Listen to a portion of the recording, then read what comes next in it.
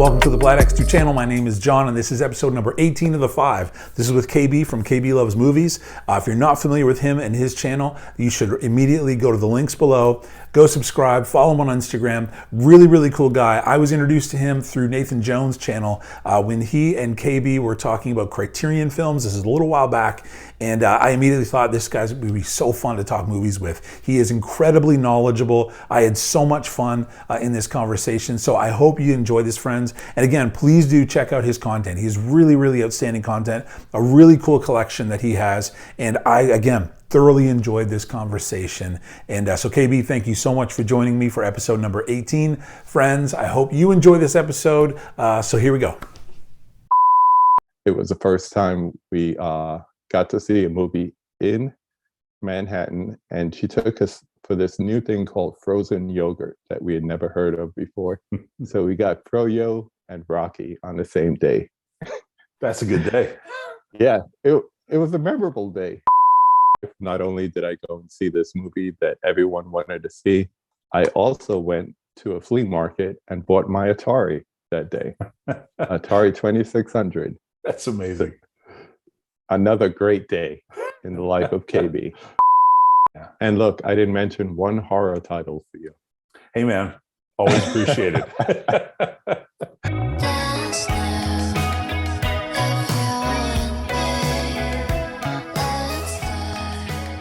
Well, hey everybody, thank you so much for joining me for another episode of The 5. And today we have my friend KB from KB Loves Movies. How's it going, man?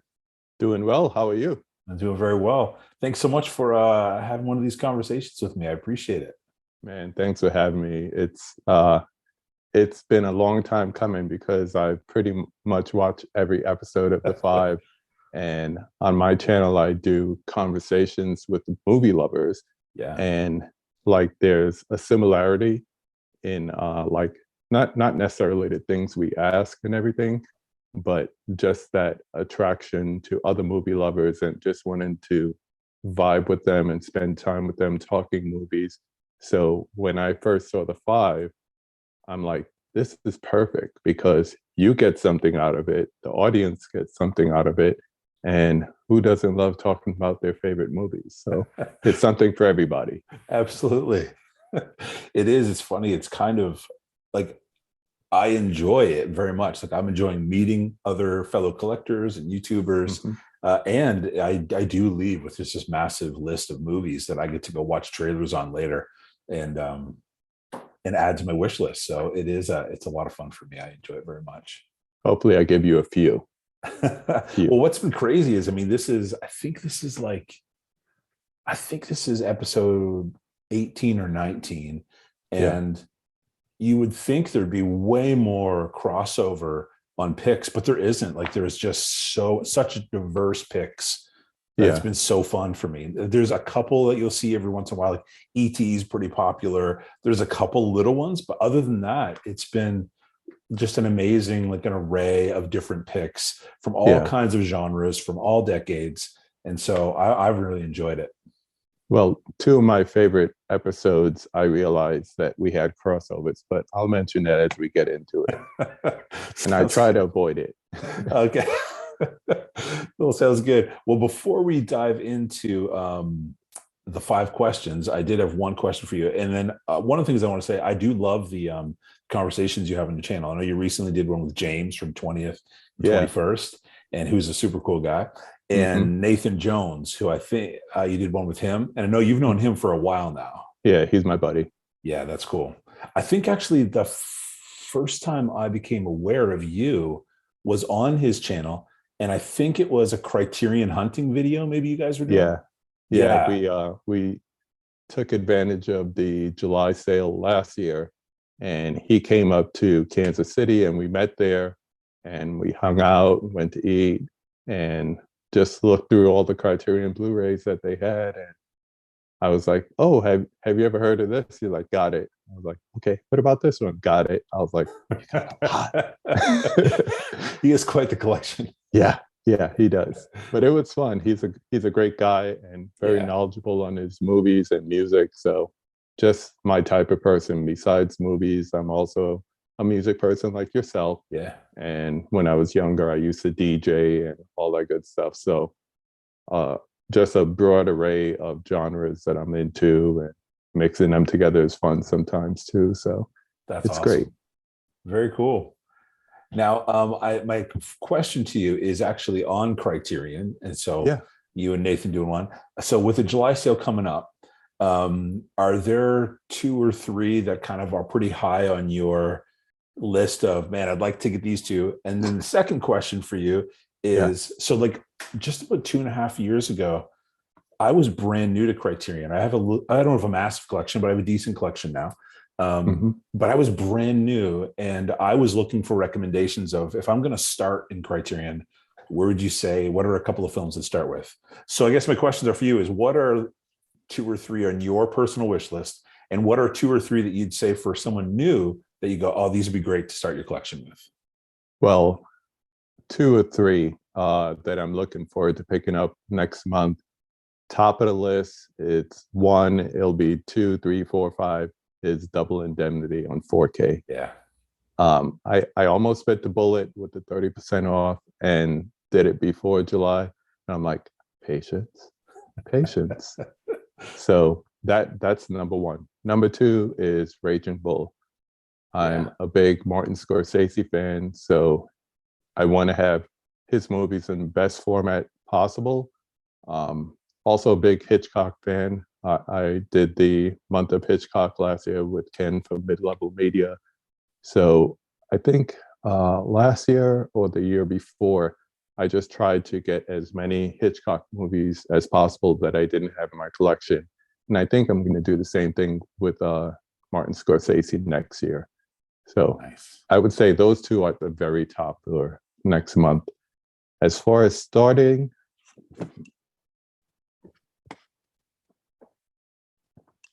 I would definitely tell people to get a copy of Do the Right Thing, the Spike Lee joint.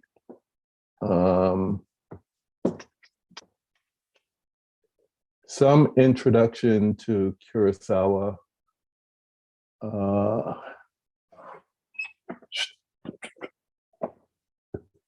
Probably Seven Samurai. I have the DVD, which is probably the last time I watch it. So this is unopened. What else? And then something like a box set. Although I'm not a big Richard Linklater fan, I love the Before trilogy. Cool. It's something Nathan and I have in common.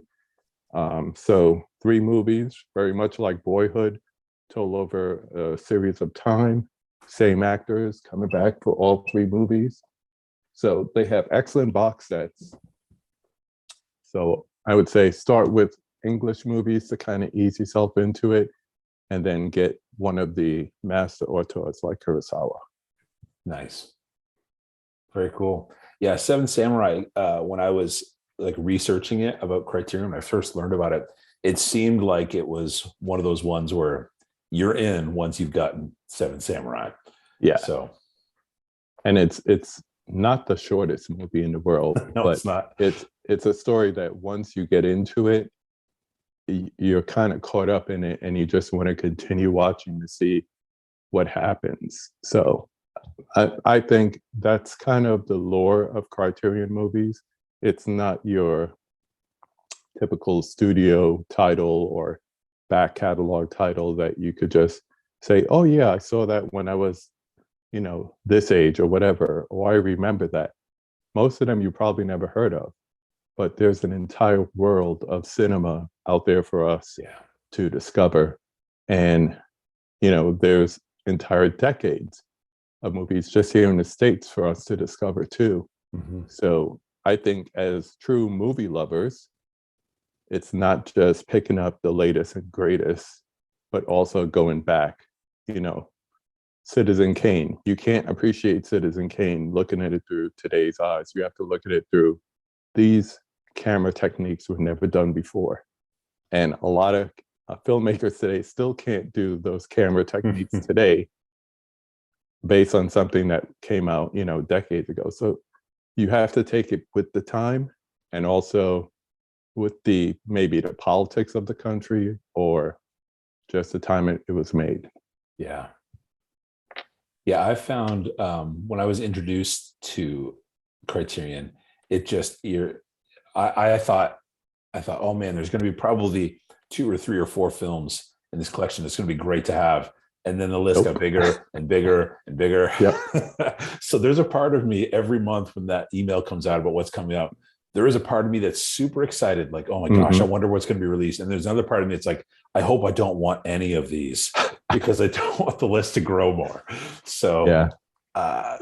So if I get one every few months that comes out that I'm interested in putting on that my sale wish list, I'm happy. But I get nervous when it's like, oh man, I'd like 3 of those from that month, you know? Yeah. And then you got birthdays and holidays and different types of gifts that come your way. And hey, maybe that's when you put a box set on. You know, Yes. Next week is Father's Day. I'm looking forward to getting some kind of box set. I put out feelers out there, but let's see if it happens. That's awesome. Well, very cool. All right, man. Well, let's dive into these 5 questions, and Cool. I'm looking forward to seeing what you have on your list. And I've got a pen and paper here to make my list of trailers that I will eventually watch tonight. So the first question is, what 5 films have you most recently seen? Okay. I'll start off with one I saw today on Netflix, and it's the new Adam Sandler movie called Hustle. Pleasantly surprised. I'm a big basketball fan, especially NBA basketball, and the amount of cameos in it and how true to life it is. I think after Uncut Gems, he kind of got this drama thing down. Yes, you know, we had the Happy Gilmore days and all that stuff, but this latest trail of Netflix comedies he's been making, just god awful. So it's nice to see him in a really good movie. And like I said, I was pleasantly surprised. So that was the most recent one. Reign Over Me is my all-time favorite Sandler film. That's a good one. It's a fantastic cast. I found I'm very emotional in that film. I found his what he got in touch with emotionally was super powerful. So I'm looking forward to this because I'm a huge basketball fan myself. Now, who's your team? You say you're an NBA guy. I've moved on from teams. I used to be a New York Knicks fan, and they continue to disappoint me. So I got to a point where I follow players. Cool. And free agency, you really can't dedicate yourself to a team if you like the players. So I'm a Celtics guy through and through, but I still love the 90s Knicks. With Ewing, Oakley, Starks, all those guys. That was just an amazing decade of basketball. With the Knicks. The Pat Riley Knicks. Yeah, they're so good. Yeah. So I respect that. I'm looking forward to that Sandler film. So it'll be fun. Check it out. Let me know what you think. Cool. The second one is I finally opened up my copy of the limited edition of Arrow's RoboCop on 4K. I had the Blu-ray, the standard edition, and this is one of those movies that I just remember not being able to see when I was a teenager because we had a multiplex and it was 4 theaters over here, and then you would go around the corner and there was a separate one that used to be a side entrance when they were a vaudeville theater. Oh, wow. So they converted into a movie theater, and they always would put the rated R movies on the side. So you couldn't sneak into one and then get into the others. Gotcha. So, and they were very strict about not letting so I would see it and be like, one day I'll see that movie. And now I own the movie. That's fantastic. Yeah. I also like to borrow movies from my local library. It's really good, especially since I started following a bunch of BlueTubers. If they mentioned something, I'll see if I could get it. And if I get it, I could check it out before I decide if I want to purchase it or not. So I think I was watching Chigoda Blues channel and someone mentioned Mortal Kombat, Scorpion's Revenge. And it's animated. It's not for kids, just Okay. like the Mortal Kombat video game. Very violent, um, but it was pretty good. I enjoyed it. I don't know when I would watch it again, but it was pretty good. I'll save that one for last. I also went to see Jurassic World Dominion, Okay. and I did a review of that on my channel. Um, I get opportunities to see movies early through like advanced screenings. So I was able to see that last Tuesday, and I did a review for it.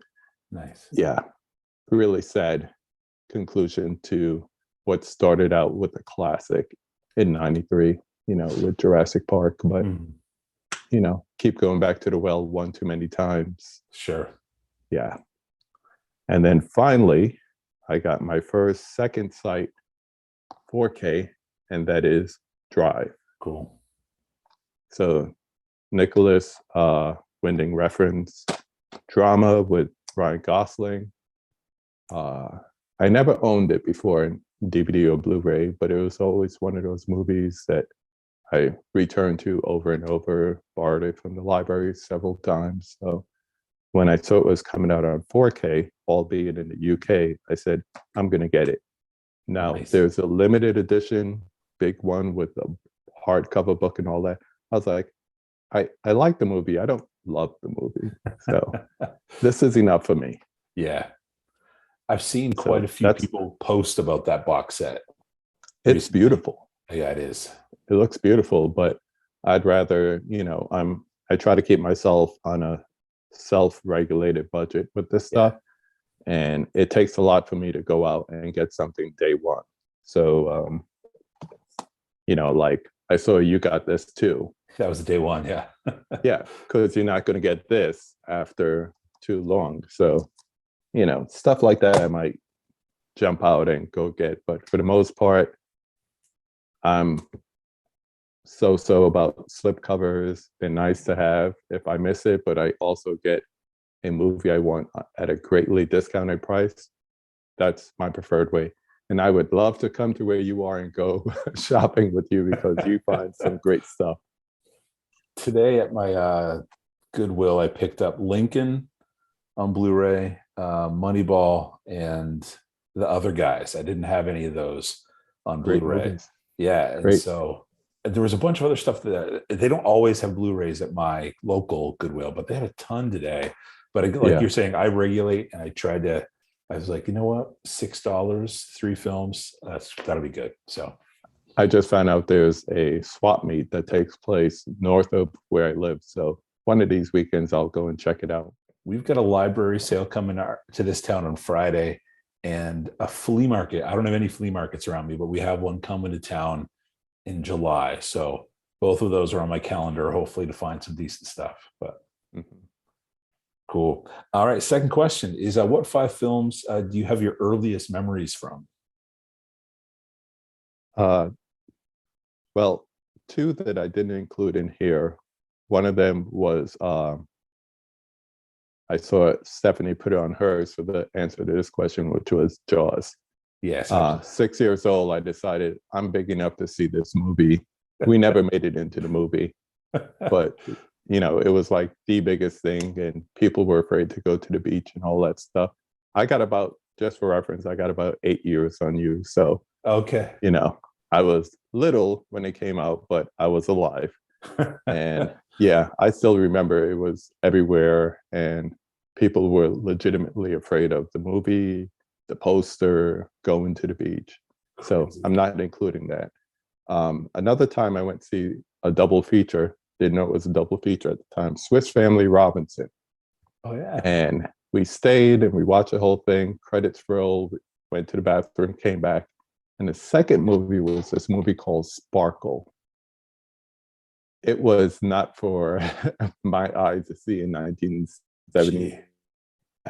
It was hard, rated R, drugs, slapping women around, all this stuff. So my mom's like, time to go. Wow. Let's go get some lunch. Why would you put that with a family film? Yeah, it was a mess. Unreal. So the following year, and this is one that you're gonna enjoy because I know it's your favorite. Absolutely. I have memories of seeing the first one. My aunt took my cousin and I into Manhattan. You could see I remember exactly when it was. Talking about memorable days. Episode 4. This was in theaters for almost a year, which today is unheard of. But when the last time you could see it on the big screen was when it was first released. They kept movies in theaters for months upon end, and I begged my dad to take me to see this. Finally, he did, and he tried to fall asleep while watching this.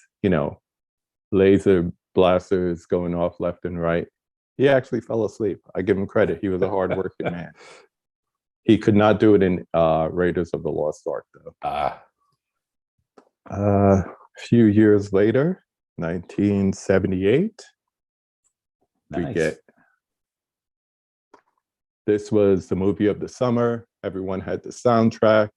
Everyone had the trading cards. Everyone was singing about it. Even if you didn't go to the movies to see it, everyone knew this. And it's one of my wife's favorite movies. So this is probably the 3rd time I bought this. Really? And I probably bought the soundtrack about the same amount of times. So That's amazing. 4th one. Superman. Another 19, I want to say it's 78. So Superman the movie. And the reason I include this one is because I was a big comic book fan as a kid. And this was the first time, well, actually, technically the second time I saw one of my favorite superheroes come to life. I used to watch a TV series. They would show reruns with George Reeves as the original Superman. But then to go to a big movie theater and see it on the big screen, and he's actually not just jumping out a window with a weird sound behind it, that was spectacular. I want to upgrade this one, but I'm also waiting for Superman 2 to come out and upgrade that as well. Nice. Yeah. And another one near and dear to your heart. Yeah, absolutely. Star Trek II, The Wrath of Khan. This was another great day in my life. So they're memorable occasions that also coincided and kind of started my love for movies. So I look upon all of these movies with fond memories. That's my 5. That's awesome. It's great when you can attach like really tangible life memories to a film. Like that video game system, frozen yogurt, like you wouldn't think that would be, but when a of film, all things, right? Yeah. So that's really cool, man. That's awesome. Yeah. All right. So the third question is, what 5 films have had the greatest impact on you? It can be emotionally, your worldview, life perspective, but in some way impacted you pretty deeply. Okay. Another dip into that George Lucas world. Here it was a few years later, 1980, and saw this. And Empire Strikes Back has become one of my favorite movies. I think every generation of movie lovers has a franchise that they latch onto. Like my Star Wars is today's MCU and DCEU movies, was the previous generation's Harry Potter and Lord of the Rings, Hobbit movies. So for everyone who hates the typical Marvel fan, somewhere in your past, if it wasn't you, it was someone you love, had a franchise that they latched onto. Yeah. For me, the significance of this movie was this was the first time that a movie ended without poetic justice. And it blew my little mind. Because up till then, a TV show ended, whatever the conflict was resolved. A movie ended, boy got the girl, or everything was resolved. This didn't end with anything being resolved. It left us with questions. I still remember waiting in line for Jedi saying, is he really his father? things like that. So it was showing me that stories didn't have to always have a bow on it. And for that, it became very memorable to me. And which it's wild that a huge franchise film did that. You know what I mean? Yeah, That's pretty cool. When the credits roll, I was sitting there like, that's it? There's not more? He didn't win. And I had such a hard time just grinding my gears trying to understand that. So, of course, since then, I know better. And that's it's cool that Star Wars did that, because it's such an important life lesson. Like, once you get some years under your belt, you realize that actually is how life works a lot of the time. And that's okay. And you can work in that and through that. But you're right. When your eyes are kind of open to that reality, that is a big thing. And for Star Wars to do that, it's pretty big. So next one, I would say all those years going to the movies, I spent I would say from 14 to 17 going to that same theater that had like a $2.50 matinee, but then they would just let you theater hop. So a good example is recently The Untouchables came out. I saw that 17 times in the movies. Really? Yeah, because I would just go every weekend and watch it along with something else. But when this movie came out, it was the first time I wasn't just looking at a movie, I was examining a movie. And this movie, Goodfellas, kind of converted me or started me down the road of becoming a cinephile, because I wanted to know, wait a minute, they just walked from outside all the way into the restaurant, going around all those people, and sat down at a table, and the camera never moved. It was always on them. A long take, a long shot. And that scene, the Copacabana scene, just like totally drew me in, as well as the whole mafia, crime, Italian American, New York connection. It was a great movie for me. Also, Uncle Marty, once again, Scorsese movie. But yeah, from there I want to know, well, who directed this? What else did they direct? Okay, Mean Streets, Raging Bull, Taxi Driver. I want to see those movies, And then I got into Martin Scorsese, and if you ever listen to him in an interview, he could talk for 5 minutes and spout off 100 movies and 20 different directors. And it becomes like a spider web where you're just like spoken out and you want to see all these movies. Who are the Archers? Powell and Pressburger. Who are they? What did they make? Red Shoes. What's this? And you're just going out further and further. And that started my love for following directors. And like I said, going down the road to becoming or considering myself a cinephile. Cool. This one is one that used to come on TV all the time, The Third Man. And I just love this. So I only knew Orson Welles for War of the Worlds, and of course Citizen Kane, which is next. But to see him in this role and never watching the entire thing because it would come on TCM and the music in it would draw me in. Yeah. And then when I started, collecting physical media, I just wanted that in my collection. And it's just a different movie. Have you ever seen it? Yeah, I found it. I love black and white films, and so I was going on a road trip, and so I just went on Amazon Prime and was just downloading a bunch of stuff that I thought it looked kind of interesting to me, and maybe some things I might want to purchase in the future. That was one of them. And I remember this was only a couple of years ago, sitting in the back of my car on my iPhone, just like mesmerized by the film. Their use of shadows in that film is unreal. The soundtrack that just goes the entire, it's such a creative film and visually stunning, even on an iPhone. And I immediately got back and I purchased the I think Studio Canal put a Blu-ray out of that, and so that's the one I have. And I believe, isn't there a Criterion Blu-ray that's like Yes. long out of print? Yes. This is the DVD version that's out of print. And then there's a white whale of a Blu-ray that is also out of print. So I just keep every month when they make the announcements that, like you were mentioned before, I just keep saying, please get the rights back. Please release it in 4K. It'd be I need to fantastic. add that to my library. So I'm looking forward to that being on 4K. That'd be amazing.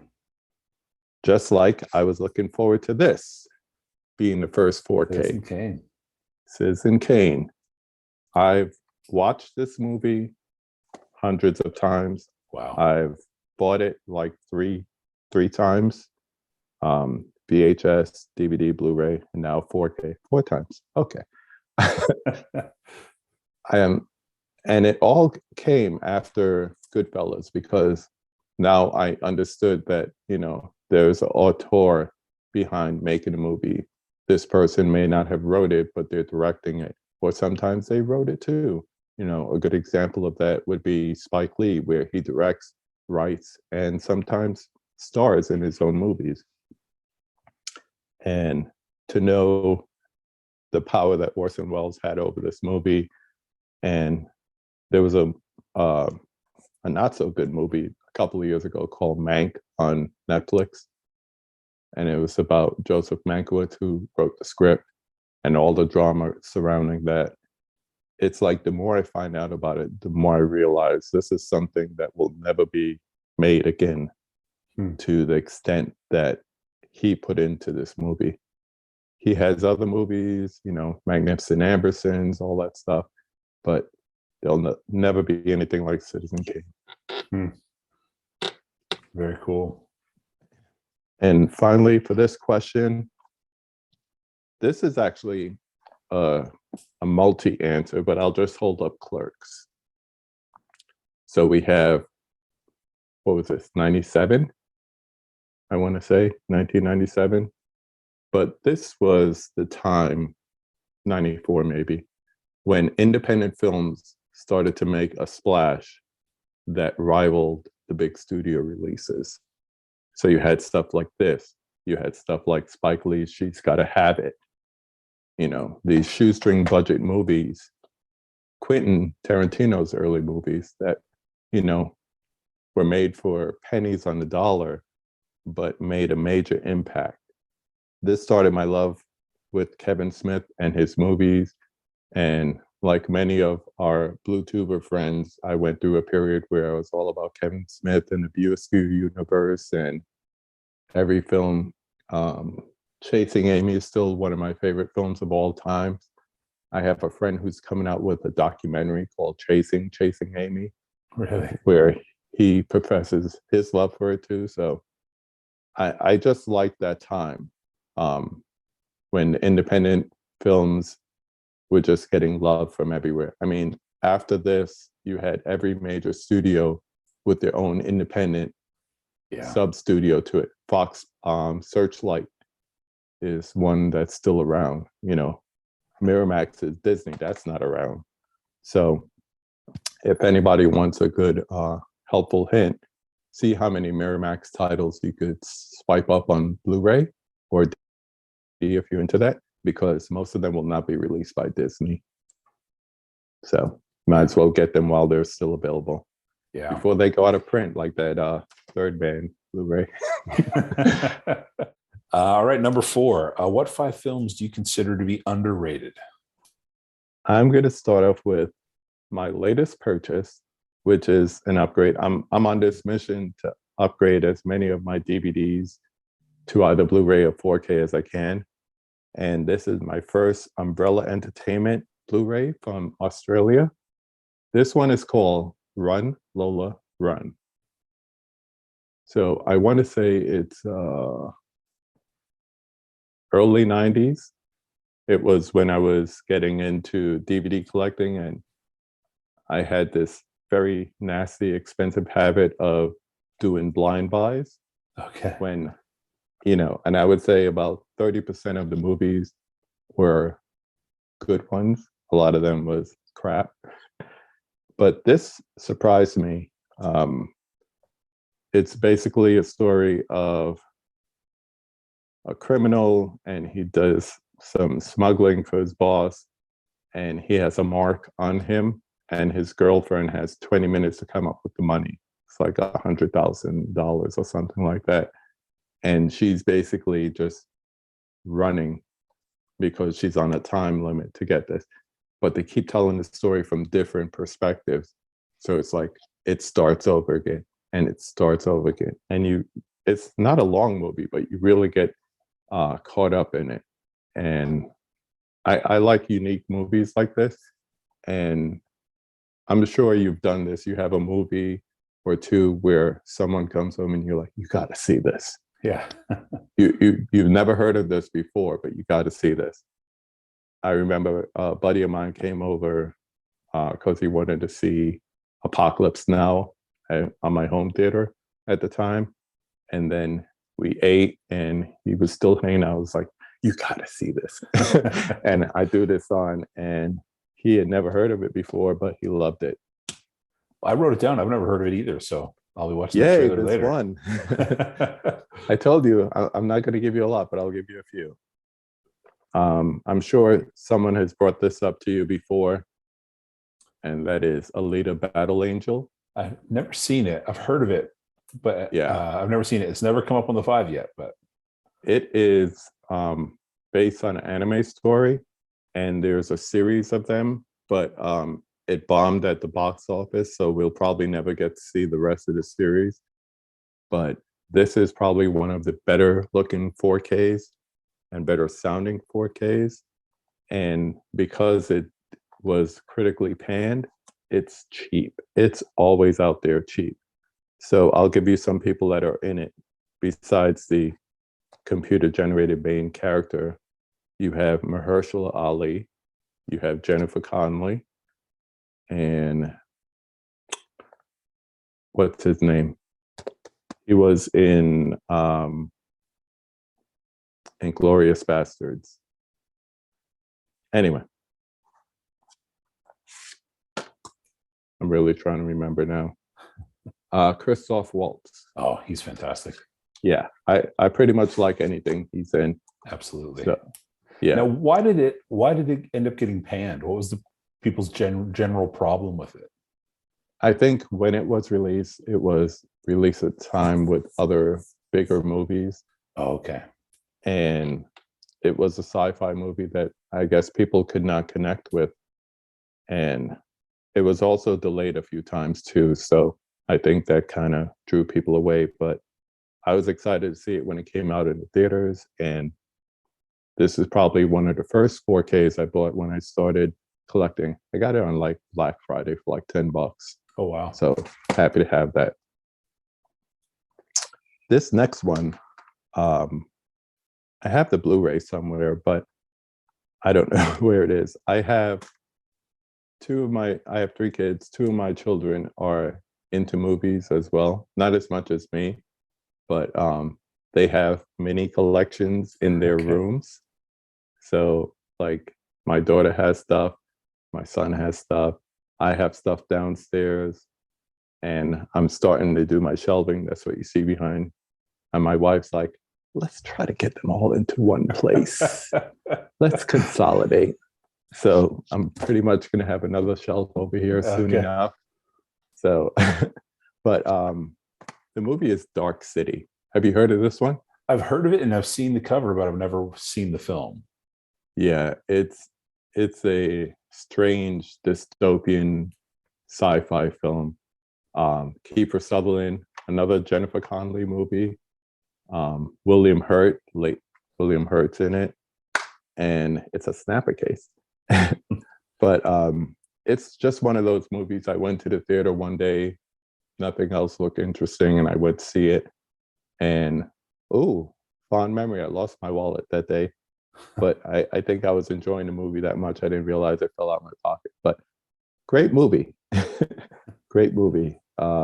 It's one of those, I would say, rent it, borrow it from somewhere, check it out, and if you like it, then look at adding Okay. it to your collection, because it's I don't know. I like it. I've heard other people say they didn't get it. So I'm not that type of person. If I didn't get it, I don't see the quality and the value in the movie. But that has happened to some people. So I was going to include this, but I know that Austin had Attack the Block in his. Okay. But just another cheer for this one. John Boyega before Star Wars. And it's also from the people who made Shaun of the Dead. So instead of that, I'm going to go with Uncle Marty and give you Hugo. Yeah. The thing I like about this movie, have you seen this one? I picked it up for my recently. My daughter said she was interested in it, and so I picked it up for her. I have not seen it yet. You should check it out. I mean, the thing that I really liked about this is it also low-key tells the story of the Lumiere brothers. Okay. Who, one of our first filmmakers in movie making history, first science fiction movie, A Trip to the Moon, the moon with the rocket through the eye. Mm-hmm. They made that. So there's references to them in this movie. So good one. And it also is the one that gave us Chloe Grace Moretz. Right. So, and 2011 is when that came out.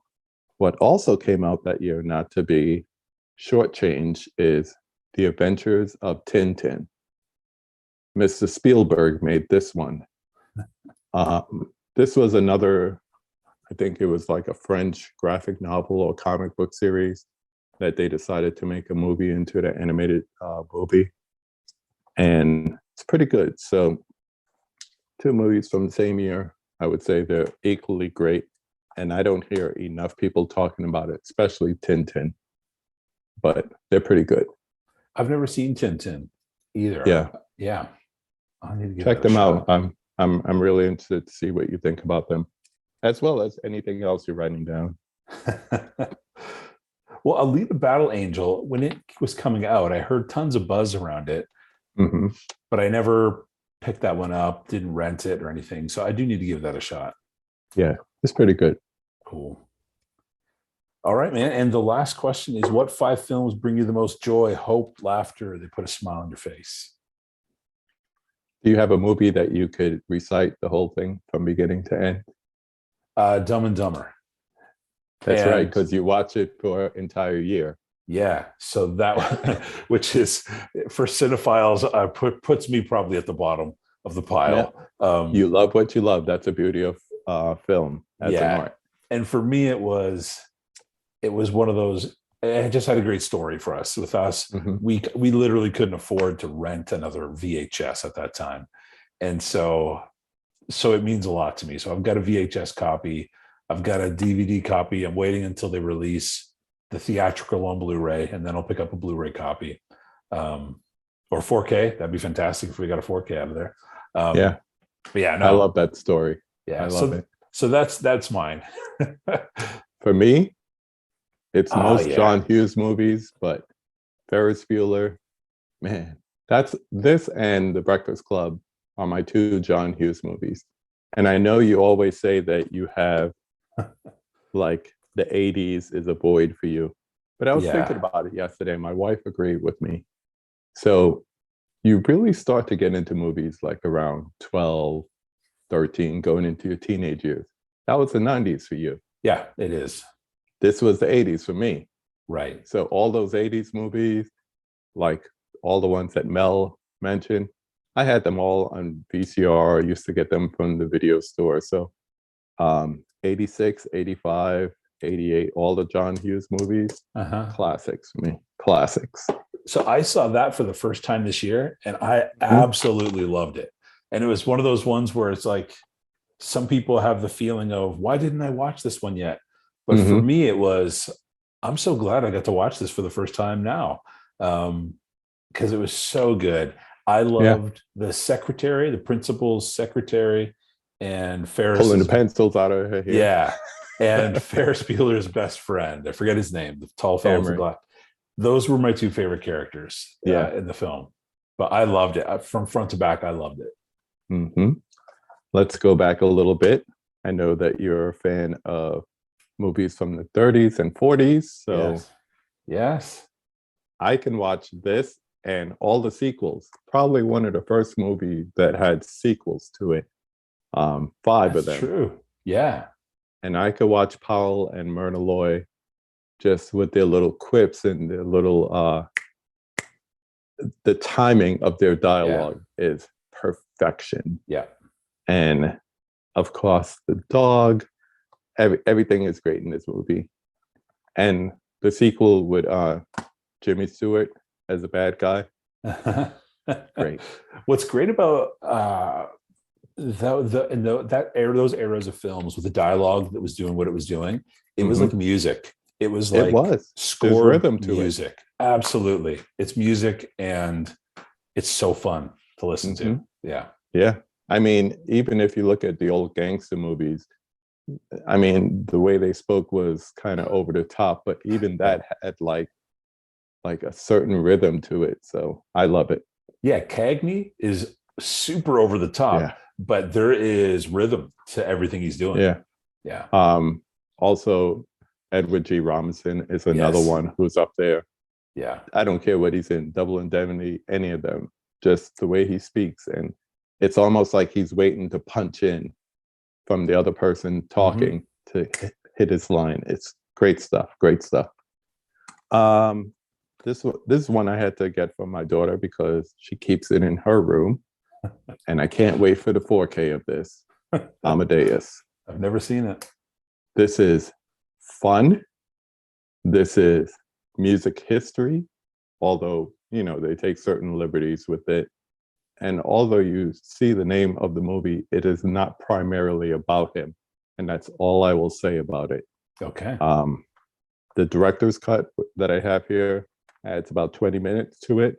So whether you get the theatrical, which is the DVD, or the Blu-ray, which is the director's cut, either way, great movie. Okay. Great movie. For the next one, I'm going to go into this bad boy. Quick story. When I was growing up, on Saturdays, we had this thing called Drive-In Movie, and it would come on at 3:00 every Saturday. And it was Kung Fu movies, different martial arts movies. And my favorite from then to this day, outside of like your Bruce Lee stuff and all that, is the 5 Venoms. We used to call it the 5 Deadly Venoms, but it's a story about a master who's dying and he has a student. There's always a student involved. And he tells him that 5 of his previous students, he wants him to meet them, and they each have a different martial arts style. Centipede, snake, toad, or what's the other 2? I don't remember the other 2, but they all have different martial arts styles based on what this master has taught them. And he has to meet these people, and they're all different walks of life and anonymous names. It's classic late 70s, early 80s martial arts movies that as a kid, I ate that stuff up. And the movies would be over by 5:00, and we'd go out and we'd try to practice moves on each other, until they got crazy and people were flying into trees like Crouching Tiger. But those were fun days. Those are always good kid memories when you see something and you're like, I would look at my brother and like, all right, we got to do this now. And, same thing with wrestling. You watch wrestling, WWF days, and then you want to jump off a turnstile, which is your head, onto your, sibling, or in my case, cousins, or whatever the case may be. That's amazing. Yeah, those are good. Such common childhood memories and good ones. I got one more, which kind of incorporates childhood memories. I mentioned I was into comics, and we lived through the Tobey Maguire years and Andrew Garland, now Tom Holland. But the one movie that kind of incorporated my love for comics as a kid with modern technology is Into the Spider-Verse. This has an excellent soundtrack. It has excellent use of graphics. What they did was they combined a whole bunch of different comic book techniques and animated them. So, you know, you might see the BAM and TWIP and all that stuff, but at the same time, you're seeing computer generated graphics that don't feel like total CGI stuff. And it's just great voice performances. I always forget his name. Jake Johnson, yeah. Nicolas Cage is in this one too. And Haley Steinfeld. So that's awesome. It's weird that I come across an animated movie in the last 10, 15 years that I just absolutely love. But I would dare say, and this might be a hot take, this is my favorite Spider-Man movie, counting all those others. Wow. It is fantastic. I remember watching it and being floored at the animation. And I grew up reading comics, and one of the things that I was super excited about was that Tombstone was in there. And I've always wanted a live action Tombstone. He was one of my favorite characters, my favorite villains. And so I was pretty excited to see him in it. Are you looking forward to the sequel coming out after seeing the trailers? Yeah, I was kind of bummed it got delayed, but you know, if it's only going to make it better, I could wait. Yeah. And I think it probably won't be as good as this. And if it is, I'll be pleasantly surprised. But even if they could measure up to this one, it'll be a good movie. Yeah, it was great. And you're right, visually, it's unbelievable. Yeah. Cool. Well, this is awesome. My 5. Well, I've got a bunch of trailers to go home and watch. So that's always good. That is awesome. Let me know what you think. Absolutely. That new Sandler film, you're right, like his Netflix stuff that he's put out, it doesn't score real high, but this one has great scores and people are kind of raving about it. So I am looking forward to this one. I saw Kenny Smith promoting it, and I was like, they got Kenny Smith to do it? Really? And then you start watching and you start to see the other cameos from, you know, young but active players. And the man who got me into liking basketball, even before Bird and Magic, was Dr. J. Yeah. He's in the movie. Really? Yeah. That's awesome. In Uncut Gems, I thought Garnett was outstanding. So good. It shocked me. So good. He's playing himself, but at the same time, I've seen people play themselves and just be lackluster in performance. He was really good. He was. Yeah, and I know Sandler's a huge basketball fan himself, so he's a gym rat. He is. Well, this is awesome, KB. I really appreciate you pulling all those titles and sharing them. Yeah, thank you. It's been an honor doing this. I've been really looking forward to this. Like, what am I going to show in my 5? You know, because like I said, I'm a big fan of the content concept, and I've pretty much seen all the episodes. So I was trying to hold out to be number 20, but wherever I get in, I fit in. I'm happy with it. Hey man, I can hold this one. I can put this in the vault and wait for number 20. Nah, it's okay. Well, when I saw that first video I saw with you and Nathan, I was like, man, this guy seems like super knowledgeable, and just like you guys had such a great conversation that I was really excited when you started up the channel. Like I knew you had the podcast, but when you started up the channel and started putting content out, I was really excited. So because you put out really good stuff, man, and it's thoughtful, which is I can see why you and Nathan connect so well, is because he's really, really thoughtful when it comes to film, and that's your kind of content as well. So I can see why you guys connect so well. Yeah, and believe me, I look at the people that put out content almost every day, and I don't think I'm at that point right now. Like I'll start to make a video and then I'll stop and think about it and probably overthink. But at the same time, I enjoy others' content and I want to put stuff out there, but I don't want to put out the same stuff. You know? Yeah. So I could find out about early hour releases and put stuff out, but by the time I do it, this father is posting about it on social media, and then other people are going to start talking about it. I don't want to repeat what other people are doing. I want to make it unique, but at the same time, from my perspective, because I listen to same thing, music or movies. I listen to younger generations and what they're into, but at the same time, I feel like, well, here's what I know, here's what I've seen. So trying to do that mix between the good new stuff and the good old stuff.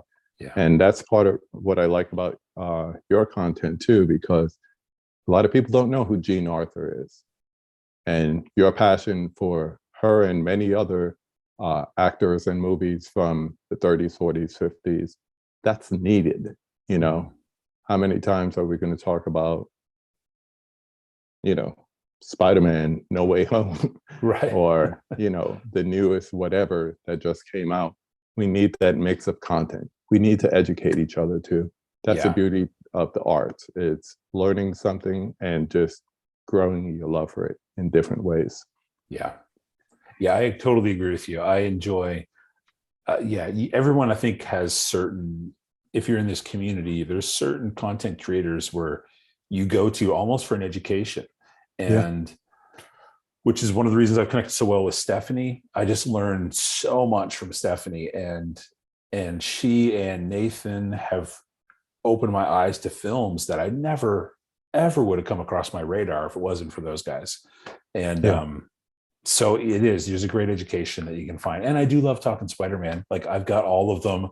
He was my favorite character in every comic book growing up. So I love that, but I also love this other stuff too. Movies with Ryan. He's opened my eyes to tons of international films. Oh yeah, he's great. Were not on my radar ever. And also labels. Like, he's getting titles, Blu-ray titles from around the world. And I'm just like, I never would have known. So there's so many content creators that I'm getting an education from. And, a lot of really that stuff I can't for. swing because No, it's like, woo, you paid how much for that? Yeah. Wow. But I'm really excited for them that they're picking it up because I'm learning about it, Yeah. So yeah, it is cool. And it's a neat community for that, where you can, there's just so much out there, and it's fun to learn and to, I almost never write the horror titles down. I know I figured as much. I'm like, just skip it. Don't bring out your Nightmare on Elm Street DVD box set. He's not going to watch any of that. Last year I watched Halloween, and I watched, what's that? Carrie. I watched those two films last year, which are ones that I should have watched forever ago. So I'm assuming Nightmare on Elm Street, those films will eventually make it. There you go. These films. You don't want to watch that. No, I saw it the one time, and that was good. But I thought it was great. I did enjoy it. And I did have a review video made on it that I never ended up not putting out, but and it was more of my take on it from, it wasn't even necessarily the main story. It was like outside stuff around the film in part of it that, like the mother.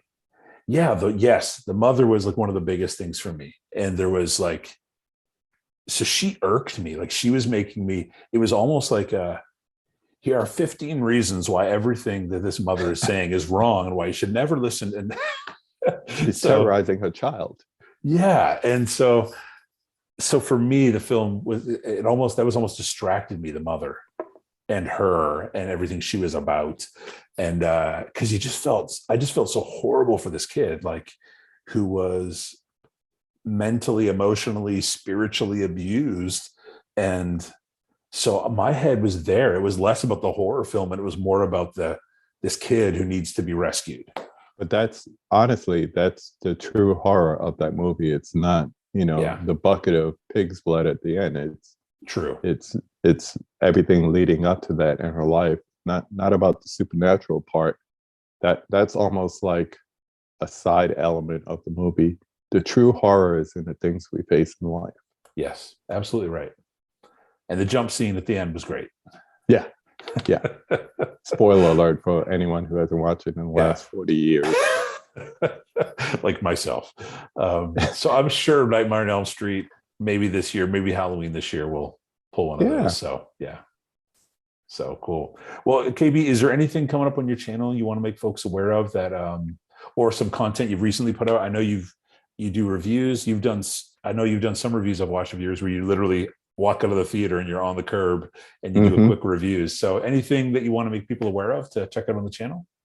I'm looking forward to doing more conversations coming up. I'm not going to say with whom. Some you may know, others you may not. Cool. But I really, not that I'm trying to find a niche, but I really think that can be, because I like the research part of it. I like coming up with the unique questions for the individuals. I have my pretty much typical 5 questions that I could ask at the end that I don't always ask, but I'm going to start doing with more frequency, and just trying to standardize it and have fun with it. So more conversations to come. Cool. Well, James and Nathan, you are the 2 most recent, and they both put out such great content and are both incredibly knowledgeable. So you're pulling heavy hitters, so it's great. I'm looking forward, and this is the open invite to you to come on and have a conversation with me in the upcoming weeks. Anytime, man. I'd enjoy it. I love your content, man, and you bring super thoughtful content, and so yeah, it'd be fun. Totally. Hopefully I could bring some super thoughtful questions to you. Hey, my favorite movie is Dumb and Dumber. You don't need, the bar is not real. There's more to you than Dumb and Dumber. We know this. Yeah, that's great. Well, cool, man. KB, this is honestly an honor to get to chat with you, man. From that first conversation I saw you had with Nathan, I was like, this is a cool guy, and he'd be fun to talk movies with. So appreciate it. So I really appreciate you doing this. And friends, if you're watching this, subscribe to his channel. I'll have links down below for Instagram and YouTube. And thank you so much. I really appreciate you taking the time and pulling all those titles. Thank you. It's been a pleasure. Cool, man. All right. Have a great night. You too. So KB, thank you so much for joining me for episode number 18. Friends, thank you so much for watching. Now, go to the links below. Subscribe to his channel and go follow him on Instagram. He has such cool content. He is so knowledgeable. Really, really cool guy. I hope you enjoyed this episode. I really, really enjoyed it and was so thankful to get to have this conversation. Friends, thank you so much for checking out this episode. Really do appreciate it. Please do take care of yourself.